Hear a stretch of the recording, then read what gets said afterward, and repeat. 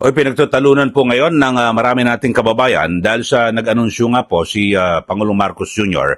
sa kanyang State of the Nation Address na kung saan ay yung mga kababayan natin na mauospital ay wala na hong babayaran.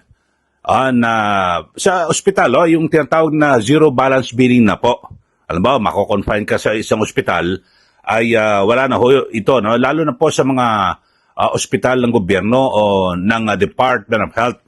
Pero alam niyo, dapat to sigurong linawin dahil sa, nagtatalo-talo, may narinig ko na, hindi, sinabi ng Pangulo sa SONA, kapag ikaw ay pumasok sa ospital ng gobyerno, partikular na minamanage o ng DOH, ay okay ka na, libre ka na. So, hindi po pala pwede. At mukhang ang sinasabi budol ho, nabudol lang ho. Yung budol lang ang sinasabi ho ni Pangulong Marcos Jr. sa kanyang SONA. So, hindi po ito totoo. Kaya agad naman naging mabilis yung pagtugon ho dyan, paglilinaw ng Department of Health. So, ang sabi ho ay ng DOH, hindi po lahat ay libre. Ito bago natin talakayin yan, subscribe na po kayo dito po sa ating channel. Sabi ho ng DOH ni Health Secretary Ted Herbosa, sa mga ospital po ng gobyerno na kontrolado po ng DOH, tanging sa mga lugar lang ho ng ward. Alam nyo, di ba, papasok ka yung ward. Kaso, laging puno ho yung ward na yan. So, suma total ho mga kababayan, malabo ho itong zero balance billing na ito. Pakinggan ho natin, alam nyo, pinalakpakan ho ito Di ba, nung nagtalumpati ang Pangulo, at may kinalaman sa kanyang mga programang pangkalusugan. Ito, pakinggan ho natin itong report. Nilinaw ng Department of Health na sa ward ng mga ospital na pinatatakbo nila, ipinatutupad ang zero balance billing na binanggit sa SONA ng Pangulo kahapon. Saan nga ba kukunin ang pondo kapag lumobo ang bilang ng mga pasyente sa mga ospital na ito? Saksi, si Sandra Aguinaldo. Ito ang isa sa mga pinalakpakang pahayag ni Pangulong Bongbong Marcos sa kanyang State of the Nation Address kahapon. Wala nang babayaran ang pasyente dahil bayad na ang bill ninyo. Zero balance billing sa mga ospital na pinatatakbo ng Department of Health. Malaking tulong para sa mga kailangan ng atensyong medikal pero kapos sa budget. Ngayong araw may mga puntong nilinaw ang DOH. Ayun sabi ho ng Pangulo, yung sa zero balance billing, wala nang babayaran ang tao dahil sa bayad na. So pag nakinig ka ho sa talumpati ng Pangulo, bilang ikaw ay isang pangkaraniwang Pilipino, magandang balita. Kaya nga nagpalakpakan ho yung mga salubon ng ng Batasan Complex at maging sa labas yung mga nanood at nakinig dito po kay Pangulong Marcos Jr. Biro mo sabihin na inanunsyo wala na tayong babayaran. Pero ito may paglilinaw kaagad ang DOH.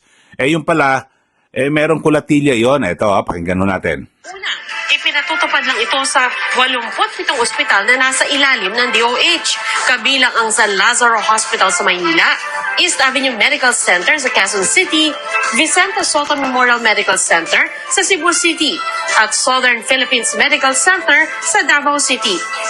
Ikalawa, para ito sa basic accommodation o yung tinatawag na ward sa mga DOH hospital. Basta wag lang kayo nasa private kasi pag nagpunta ka sa private, may bayad yung doktor, may bayad yung room.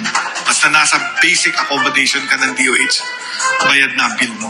Mayo pa lang daw ay pinatutupad na ito. Ang no balance billing, essentially, it's a PhilHealth coverage for all our patients. For government hospitals, we ask for the PhilHealth membership. So one, we ask for the ID. Then, if the patient cannot provide the ID, meaning baka hindi siya member, the hospital will facilitate for the enrollment of the patient to the PHIC or PhilHealth. Wala na tayong guarantee letter required from the patients. Hindi naman kasama ang zero balance billing sa mga ospital na government-owned and controlled corporation. Ito ang Philippine Heart Center, Lung Center, National Kidney and Transplant Institute, at Philippine Children's Medical Center. Yung GOCC kasi, it has more private rooms than the basic accommodation. Kasi yung GOCC, they earn income and then it subsidizes the ward accommodation. Pero pag na-admit ka meron kaming mga packages doon, yung mga benefit packages na, like for example sa heart, yung PCI package, na cover nila na wala nang babayaran yung patient. Aminado ang DOH, bilyon-bilyon ang podong kailangan lalo't inaasahang lolobo na aabot sa 20% ang pasyente sa mga DOH hospital. Pero hindi naman... Ayun, maliwanag ho mga kababayan na sa mga ospital ho ng gobyerno na pinapatakbong direkta ng DOH, doon lang ho pwedeng malibre. Pero sa ward ho dapat o ward lang ho kapag kasi yung mga government hospital ho ngayon, meron mga private room ho yan. Kapag doon kay naipasok, magbabayad ka na. So sa ward lang ho, alam nyo ho, siguro ngayon kahit na minsan susubukan ho natin na magpunta sa maraming ospital ng DOH na kanilang kinokontrol, lahat to laging puno yung ward. O yung iba nga umaapaw na ho, nasa hallway na ho, mga kababayan talagang punong-puno. Bakit hindi ho gawin ng ating gobyerno na mas damihan po? O siguro pag mga government hospital na yan, siguro wala na hong private wala na hong private para pag pumunta ho ang isang pasyente ito sa ospital na yan, kahit sa kwarto, libre na ho lahat. O wala na hong kategorya na ito private room, kung ano man, para ho maserbisyo ng lahat, di po ba? Di ba, narinig nyo naman ho mga kababayan yung sa zona ho ng Pangulo na libre na. Kapag ikaw ay nakinig, iisipin mo talagang, naku, libre na, sabi ng Pangulo Pero yun, may paglilinaw sa ward. Matagal na ho yung umiiral na ganyan di ba?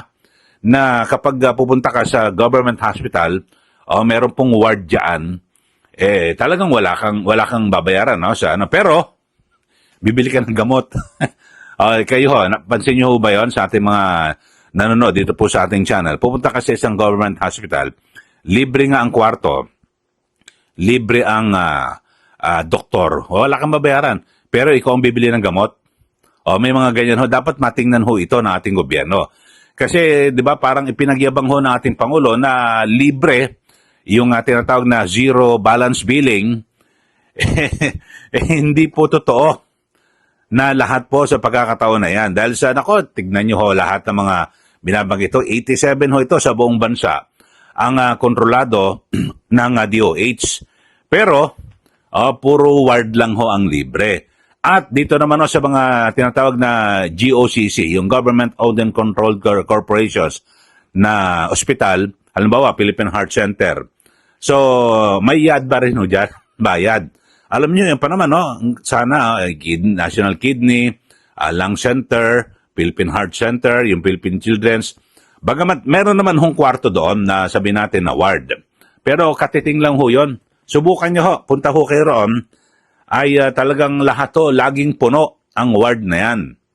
So, kung talagang seryoso at sincero si Pangulong Marcos Jr. na talagang pagbutihin yung kanyang programang pangkalusugan sa mga Pilipino, dapat ho ay tanggalin na ho yung mga private room sa mga public hospital.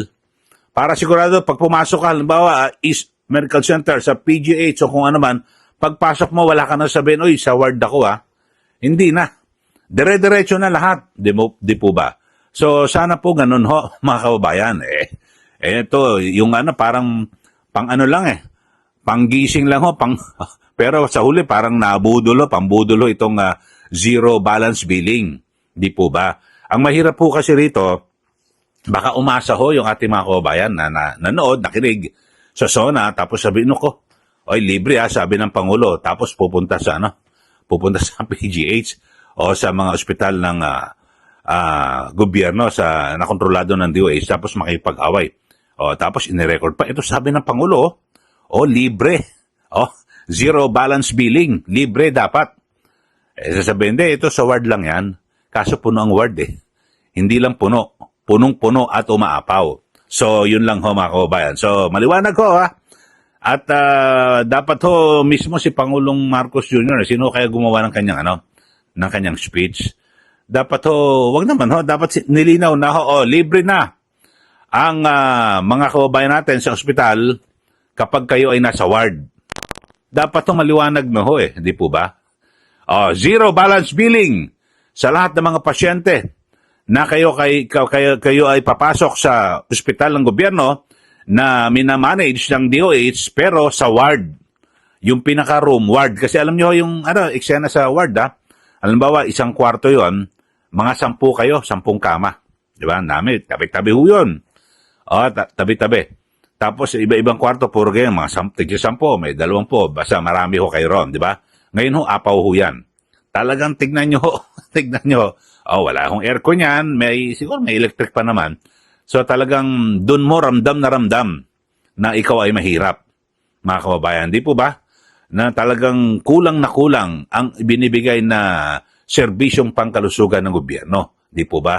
Tapos ang masakla po niyan hindi naman po lahat, mawalang galang na po sa ilang lalo na yung mga nurse. Nako, susungitan ka pa niyan. Kasi alam nila wala kang bayad Alam nila mahirap ka. Susungitan ka lang. Mga pabalang yung mga sagot, yung mga tatanungin mo. Ganun na. Pero, minsan naman, kasi maunawaan mo rin yung mga nurse na yan. Halimbawa, 20 pasyente ang kanyang inaalagaan. Di ba? Talaga kung minsan, tao lang yan, iinit ang ulo mo minsan, pero siguro dapat ayusin Halimbawa, kung 20 pasyente, dapat 4 na nurses man lang ang naka-assign mo dyan, di po ba? Para hati-hati. So, yun na. Pero hindi ko sa kinukonsinte yung pagiging masungit ho ng mga nurse. Sabi ko, paminsan-minsan, tao lang, di ba? Pero, ang dapat ho na gawin po ng DOH, siguro at least maximum 5 lang ho ang pasyenteng hawak ho ng nurse para hindi naman ho sila talagang kayod kalabaw, di po ba?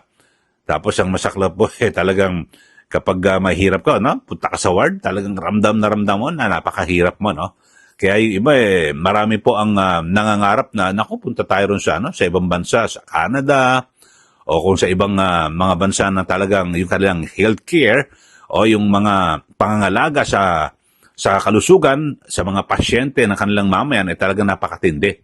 Di po ba? Talagang first class. Mahirap talagang dito, napakalayo ng diferensya. So, yun lang ho mga kababayan. Sana po, ay at least sana sa mga ganyan, pag may talumpate, wag naman wala namang budol-budol. Kasi parang nagbibigay ho kayo ng masamang pag-asa sa ating mga kababayan. So, yun lang po. Sa mga bago lang ho sa ating channel, ulitin ko po, share na po, subscribe na po kayo at i-share at i-like. Maraming salamat muli. Ito po si Kaeli. Magandang araw po sa ating lahat.